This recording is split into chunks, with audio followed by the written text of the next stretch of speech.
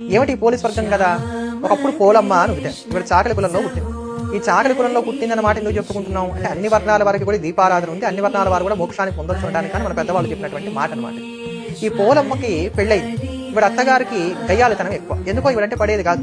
వాడికి చాలా మంది కోడళ్ళు ఉన్నారు. ఇప్పుడు ఆఖరి కోడలు మిగతా కోడలందరినీ కన్న కూతురులాగా చూసుకునేది కానీ ఈవెని మాత్రం అంత బాగా చూసుకునేటువంటిది కాదు. ఒకనొక కార్తీక మాసం వచ్చినప్పుడు పుణ్యం తమకే రావాలి, పోలికి రాకూడదు అనేటువంటి కారణం చేత అత్తగారు కోడలందరినీ వెంట పెట్టుకుని తాను మాత్రం ప్రతిరోజు నది దగ్గరికి వెళ్ళి కార్తీక స్నానాన్ని ఆచరించి కార్తీక దామోదర ప్రీతిగా దీపాలని కూడా వెలిగించి తాను ఇంటికి వచ్చేది. తన ఆఖరి కోడలైనటువంటి పోలమును మాత్రం తీసుకువెళ్ళేది కాదు.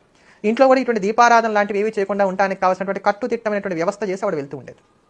ఇలా ఉండగా ఎంతో శ్రద్ధ కలిగినటువంటి పోలమ్మ ఉన్న దాంట్లోనే భగవంతుడి యొక్క అనుగ్రహాన్ని పొందడం కోసం అని చెప్పని ఇంట్లో పత్తి చెట్టుకి కాసినటువంటి పత్తికాయ నుంచి కొద్దిగా పత్తి తీసి దాంతో ఒత్తి చేసుకొని చల్ల చిలకగా కవ్వానికి ఉన్నటువంటి వచ్చినటువంటి వెన్న ఏదైతే ఉందో ఆ వెన్న తాలూకు దాన్ని తీసి ఈ పత్తికి రాసి అంటే ఈ ఒత్తికి రాసి దాంతో దీపం వెలిగించి ఆ దీపం మళ్ళీ అత్తగారు చూడకుండా ఉండేందుకు దానికి ఒక బుట్ట బోర్లించి పెట్టుకుంటూ ఉండేది.